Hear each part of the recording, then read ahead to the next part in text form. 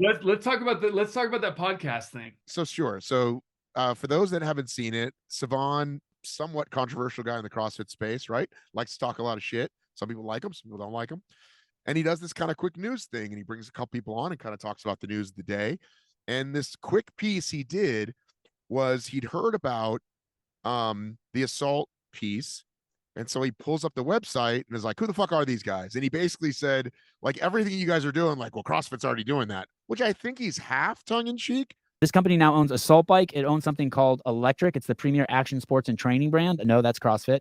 It owns McGregor Fast, which is to train like an elite competitor. No, that's CrossFit. But I think part of him really, he believes this, it's like the Greg Glassman CrossFit is the hammer to any problem, right? Any nail, what's that? Well, that's CrossFit. This exercise, that's CrossFit. Again, I think he was half kidding, but why don't you explain people, just kind of give them the broader perspective on what you guys do and how you're not CrossFit.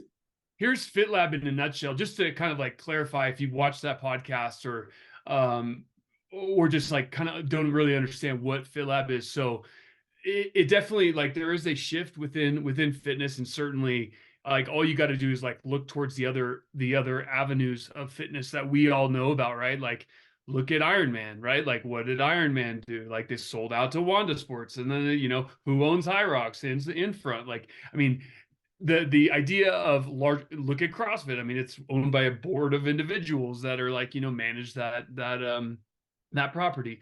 It's just the way business goes, you know what I mean? So to get events or gyms, or like and as I'll explain in the FitLab experience, right, is like it's a whole bunch of different things, but just like funneling that up into more of a corporate structure where it's like run really well.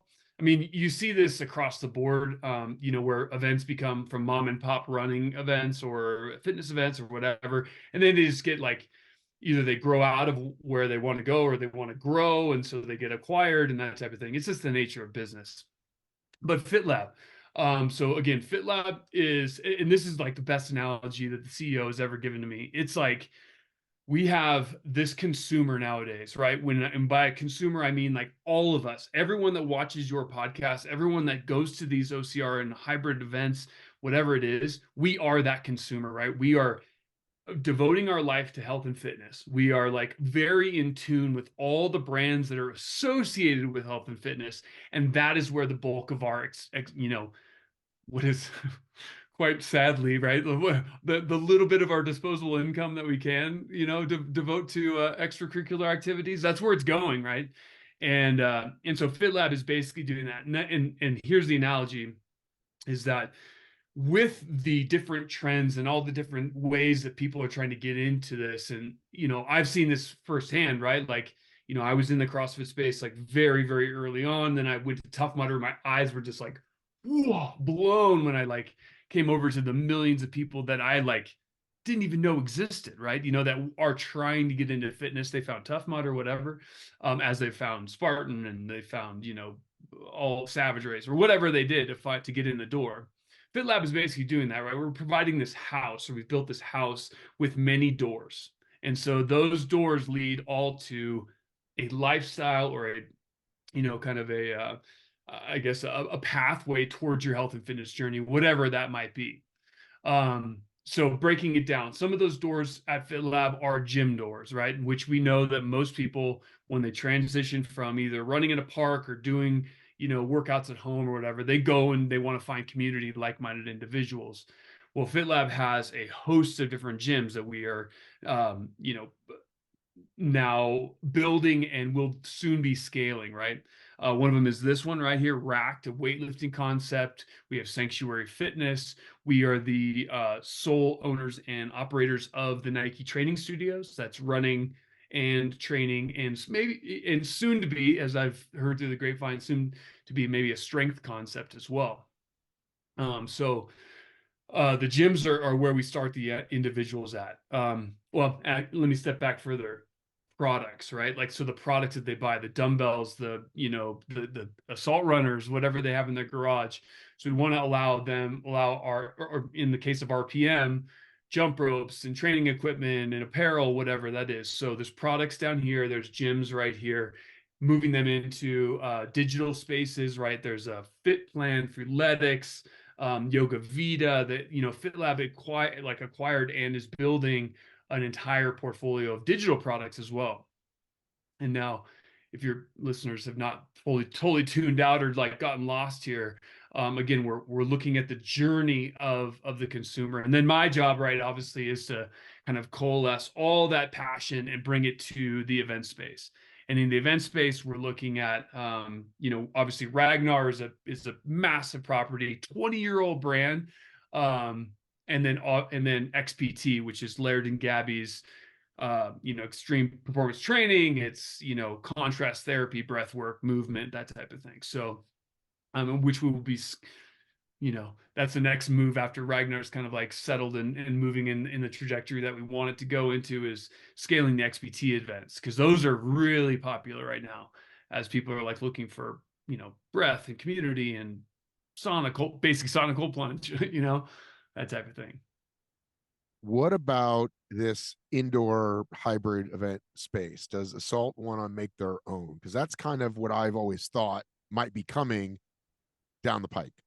Yeah. So that's a great question, man. And certainly you can't have a portfolio nowadays, like especially in the event space, if you don't have we'll say like a hybrid sports event. We'll just call it that for the sake of like kind of going down the different little rabbit holes that we can go into on that. So yeah, we're certainly looking at those spaces right there. I don't want to. You and I have had candid conversations about a few things. You and I have attended a few things together, but we won't go there right now. But yeah, so I mean, certainly, so it's a great question, and as we break it down, as we look at like where like this really cool groupings of events, obviously you have Ragnar sitting at the top. Running is massive, running is scalable, running is big, right? So we have that. Then you have obviously the fitness events following right underneath there. That's where 3KO would have come in for sure. That one's taken slight back seat. Then you have these sub experiences, which are like, festivals and travel experiences and these type of things. So those are the really interesting and cool ones. Are they going to fill your revenue generating portfolio like a Ragnar will, or like any other large property? Probably not, but certainly they will account for a lot of what we're kind of going into in the future.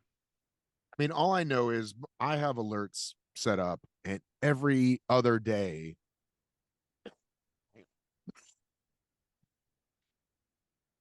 you'll edit that one out.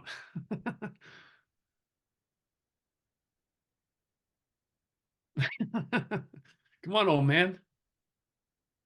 Sure hope I remember to edit that out. Pretty much every day, there's an article, either a generic one that says, here's what this latest thing is called, and here's what it is, and they talk to Christian and the owners and get a couple quotes, or Vanity Fair or GQ says, we sent our health expert out and they tried it, and it's all the earmarks that Tough Mudder and Spartan had in the early days. This is the new thing.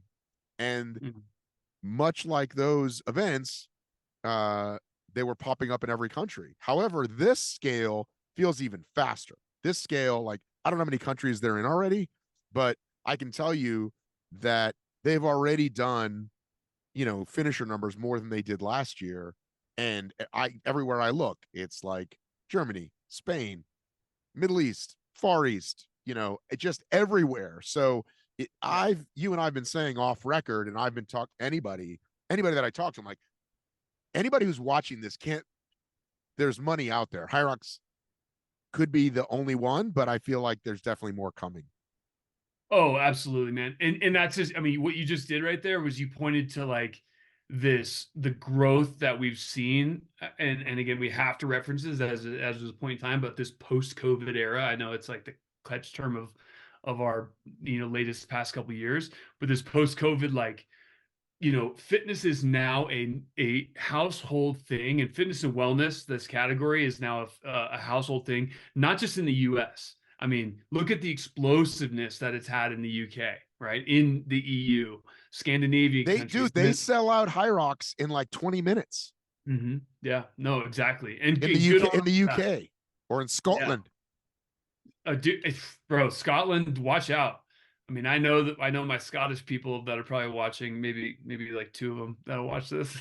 Yeah, super passionate individuals, but like, do not sleep on what will become the Middle East, but what more importantly is that Asia Pacific region. You know, you've got Hong Kong, you've got Shanghai, you've got Singapore, you've got, you know, all of Australia, obviously, and then Korea. I mean, like, look at the explosive growth over there, which hasn't been reported on that much, but like per capita, like Korea's, you put an event in over there, it's going to be successful. And that's So HYROX model. That's Gary's whole thing, their franchisee. so too soon to say what's going to replace 3KO. Is that what we're leaving with? Too soon. Yeah, too soon right now. I mean, obviously we need to kind of like right the ship. I think there's there's been explosive growth. This assault deal, I cannot understate this enough. I mean, when you know, to give, you know, for, you know, some couple Business Insider articles or whatever, and Savan making a kind of flippant statement or whatever, it's like, it doesn't really give justice to like what happens when a company that, I mean, this is my first experience with a company this big being acquired, right? Like, I have never seen that before. I wasn't around during the early Iron Man days and all that stuff. You know, and even, you know, even Tough Mudder and Spartan, when that merger happened, like that wasn't even that, you know, as big as probably this deal is. I mean, think about that, man. Like when you acquire a brand like Assault Fitness, you are literally, you've just now like roped the unicorn. You know what I mean? Like you think about every single gym, functional fitness gym that we now have, the ability, and this is what's so cool, is like with FitLab now and Assault so intertwined, as one in the same. Think about the opportunities now that like everybody, you know, Tom, Dick, and Harry that goes into a gym now that can now sit on an assault bike, look left, look right, and see like the gyms that they can be a part of, the events that they can be a part of, the products and services that they can be a part of, just by sitting on that bike or that runner, you know what I mean, or running on the runner. So that's really what's kind of exciting for me. And then what's the Nike piece? Because Nike wants to build their own gyms, or they are building their own gyms. Right. So again, FitLab, one of our co-CEOs, Brian Kirkbride, is a you know, former executive from Nike, came over to build FitLab, with the premise, you know, left this very, you know, a good job there to kind of prove to Nike that this model, this house with many doors model, is the path forward to kind of like capitalize on, or just not capitalize, but just meeting the consumer of like the millennial and the Gen Z. Yeah, we're Gen X. Yeah, Gen Z. We are Gen X. Yes, sir. Yeah. Yeah, you're older than me.